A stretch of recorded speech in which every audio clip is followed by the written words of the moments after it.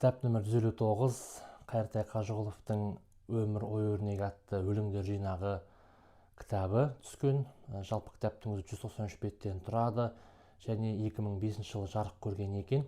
Негізінен Қайыртай Қажығұловын алдыңғы бейнеде айтқанбыз, бұл біздің туысымыз болып келетін атамыз, және бұл кітабында ол кісі өзінің өмір тарихынан, жалпы туған жері туралы, қазақ халқының тарихы туралы көптеген өлеңдерін жазып келтірген жинағы екен. Енді негізінен 2005 жылы шыққан бұл кітапта Қайыртай атамыздың 2002-2004 жылдар аралығында жазылған өлеңдері енген екен. Енді айтып кетсек, көбінесе бұл кісінің туған жерінде туралы ой сыр шертіледі. Көктөрек, Батпақ өзенінің бойындағы, және бұл кісі 1932 жылы дүниеге келген, ашаршылық кезіндегі қиын кезді көрген, соны соғыстың кезінде жасөспірім болған, және талай тағдыр тауқыметін тартқан арда азамат, және сол кездегі оқиғаларды кеңінен қамтиды. Bir жағынан тарихи дерек, бір жағынан тың мәлімет біздерге. Енді көптеген өлеңдері бар. Тәртіппен айтып кететін болсақ, жалпы 13-ші бетте бұл кісі оқу білім бітіргеннен кейін бірден жаңағы тың көтеруге барған. Тың көтердік бірінші болып Барлыбай жазығында дейді, яғни Абайдың басып өткен топырағында тың көтерген, еңбек еткен азамат болып табылады. Сонымен қатар бірінші бөлім осындай жастық шақ, туған жер туралы өлең жырларменен топталып келіп, 25-ші беттен бастап тарих көші туралы сыр шертеді. Және бұл жерде бірінші толғауы Кедей бабам туралы толғау дейді. Енді жалпы Кедей батыр туралы сондай бір тарихи деректер келтіреді өлең жолдарымен. Ол кісі сонау Шаш қаласы, Ташкент маңайында қалмақтармен соғыста қатысқан екен. Ол кісі менің тікелей біздің атамыз болып табылады. Сол Кедей батыр сондай бір үлкен ерлікпен бір соғыста көзге түсіп, сол Ташкенттің бегі өзінің қалауын сұрайды. Сонда ол кісінің ағайыны болып келетін Нарынбай, Нардауысты Нарынбай 3 тілек білдіруін айтады, кеңес береді.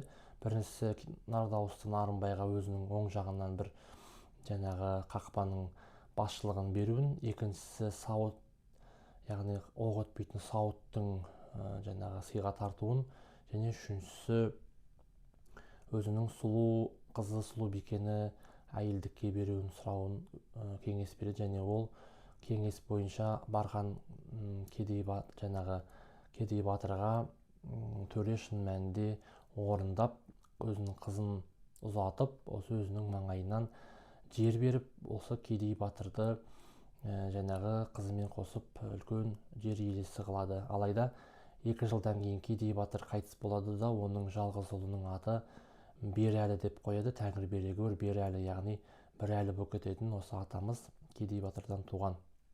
Кедей батыр сүзектен 2 жылдан кейін дүниеден өткеннен кейін оны әмеңгерлікпен Құлманбет барып алып кеп, кейіннен осы Бірәлі атамыз 6 Құлманбеттің бірі болып кете береді деген осындай керемет тарихи деректерді келтіреді. Енді бұл менің тікелей аталарым, сол себепті өте бір қызығушылықпен оқыдым. Сонымен қатар 29-ші бетте Отияр тауы, яғни өзінің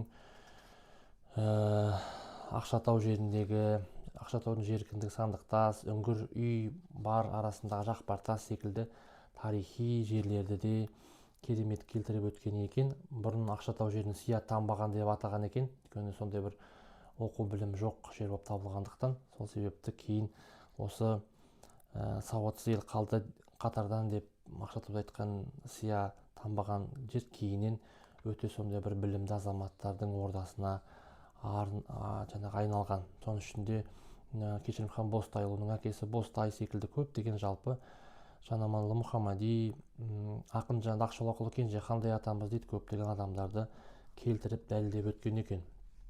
Сонымен қатар тыңға 50 жыл дейді, яғни 1954 жылы осы тың еруге бұл кісі қатысқан.